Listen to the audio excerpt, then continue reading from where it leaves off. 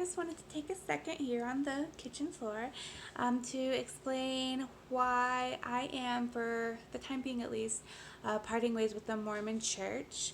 I've been pretty upfront about the doubts I've been having in it, but I think some people are worried about me, which I really appreciate because it shows that they care, but I also don't want anyone to think that I'm having a mental breakdown and smoking crack, because in reality only half of that is true.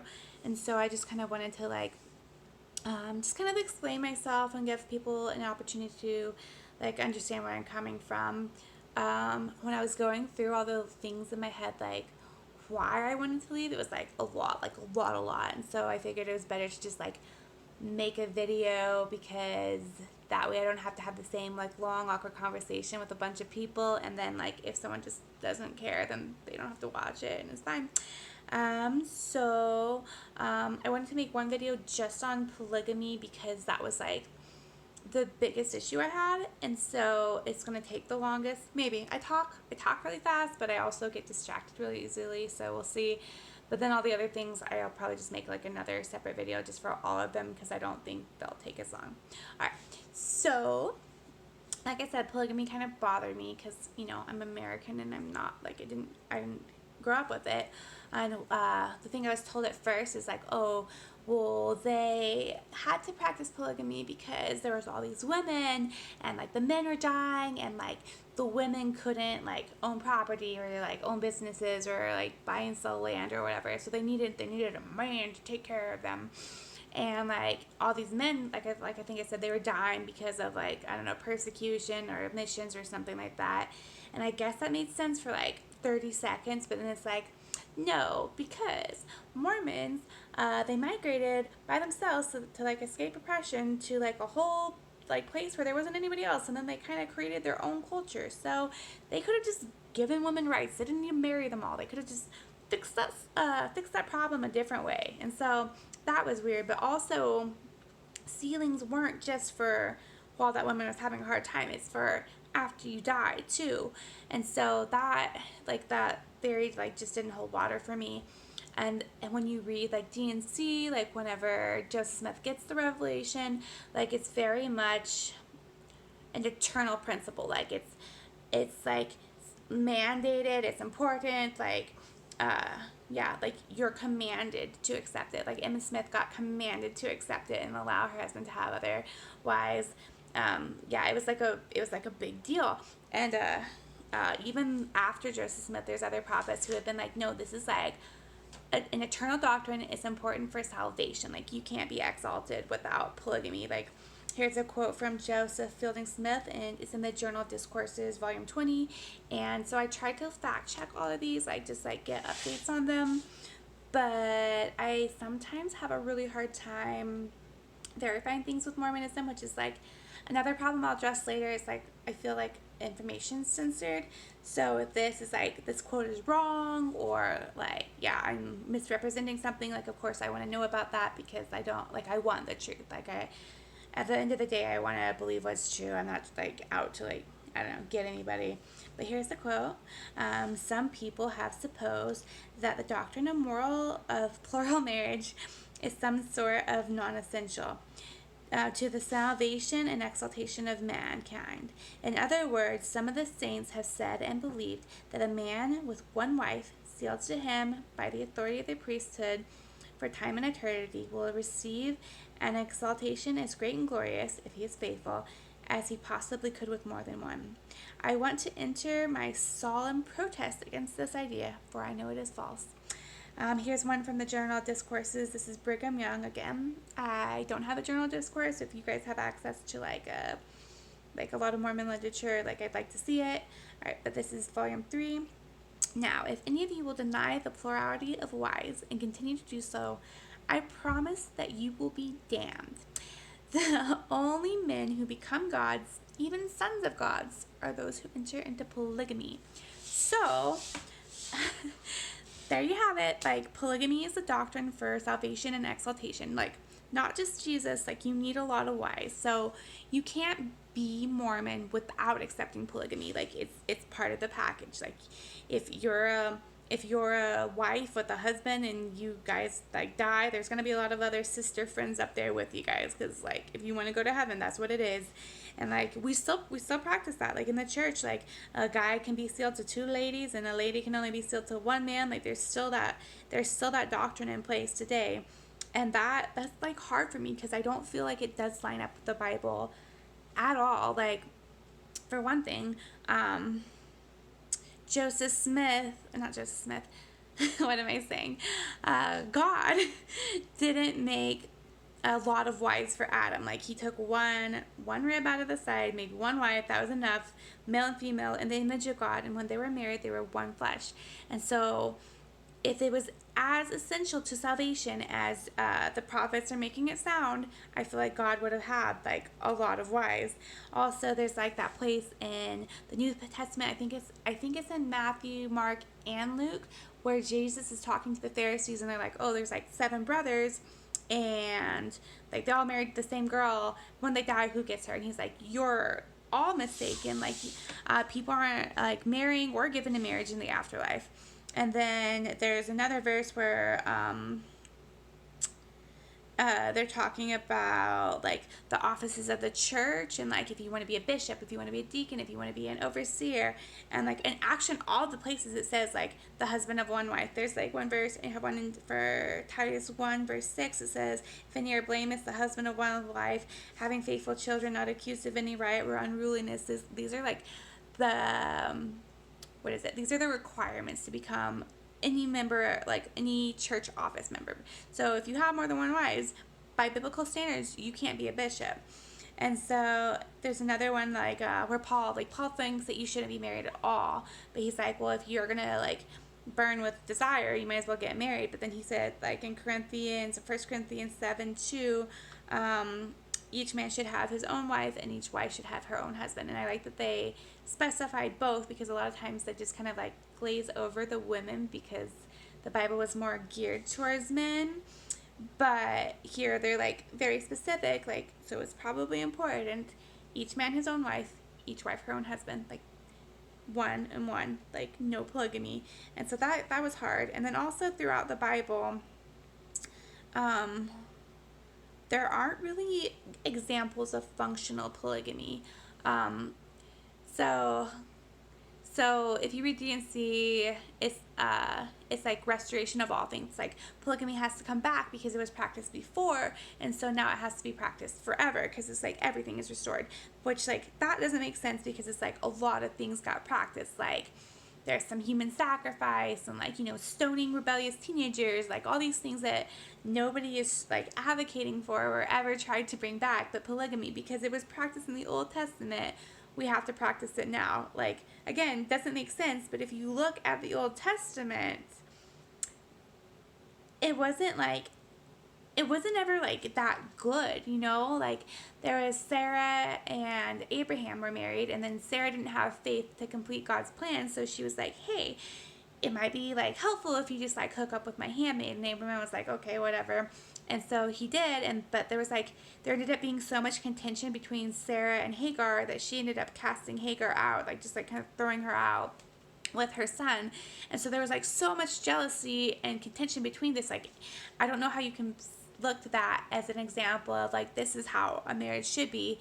There's also other examples like Leah and Rachel. Like Leah was accidentally married, like Jacob accidentally married her, so there was always this like contention between us, and like the two sisters were always like trying to like win love from their husband by having more kids. And like Jacob was very much in favor of Rachel and not Leah, so he loved her sons more than he loved the sons of Leah.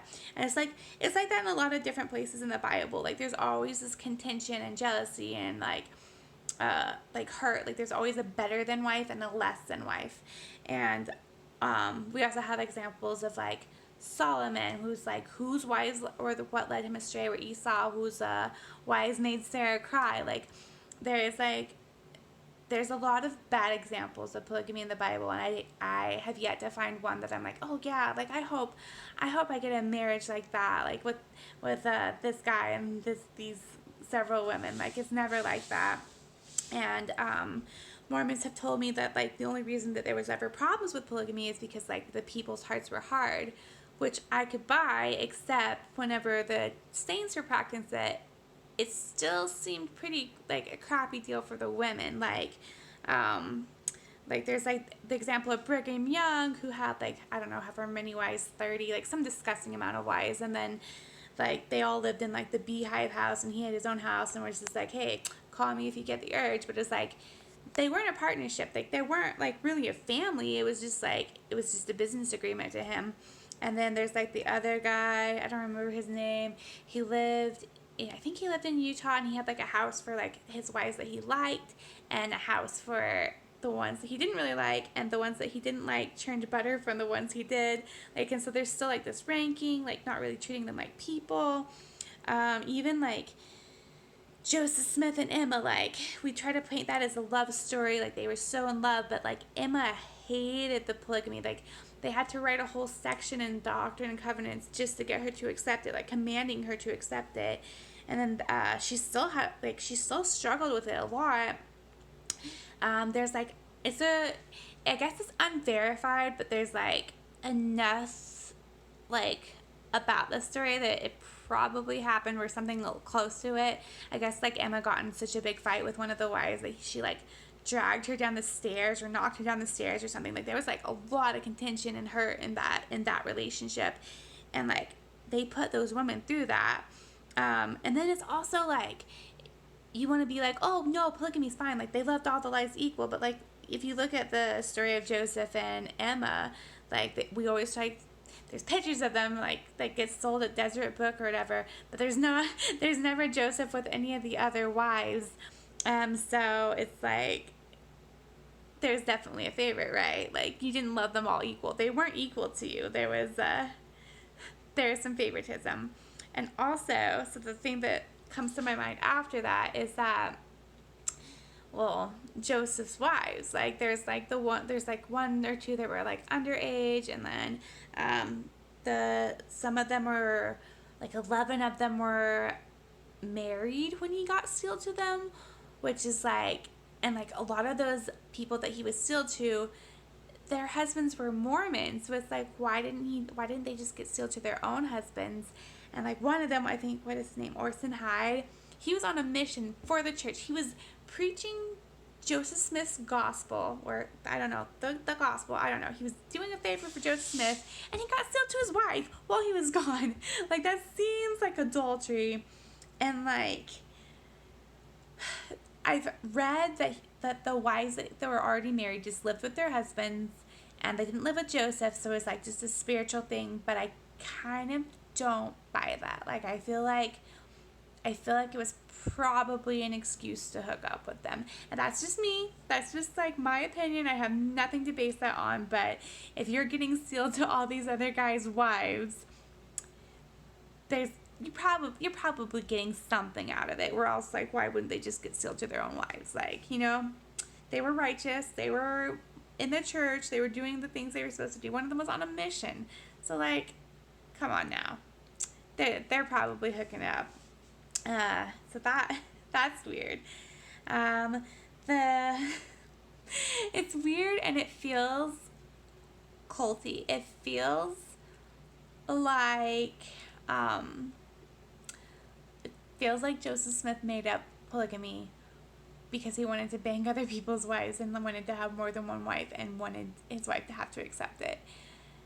And I mean, I can't prove that, but that's very much what it seems like.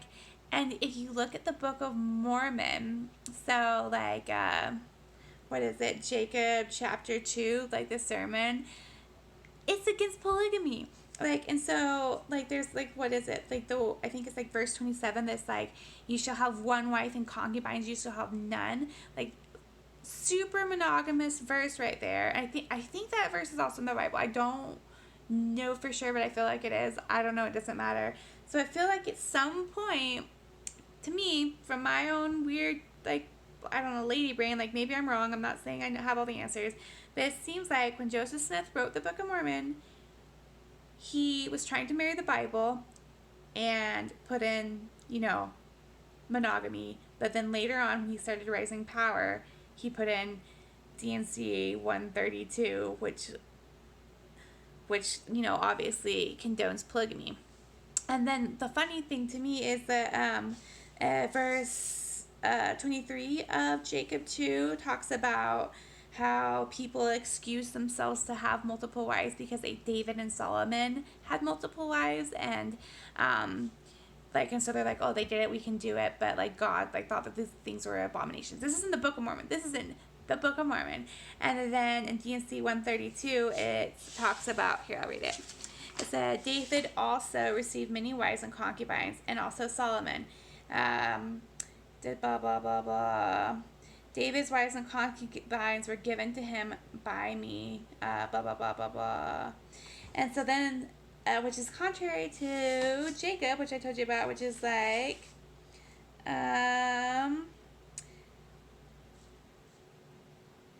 they begin to excuse themselves and committing whoredoms because the things were written concerning David and Solomon, his son. So, like, from the Book of Mormon to the D&C, it's this, like, total contradiction. So that's kind of hard for me to, like, reconcile with, because it's like, one of them's wrong. So it's like the Book of Mormon wrong, or is D&C wrong? And then obviously the Bible doesn't even matter. Like the Bible's old news.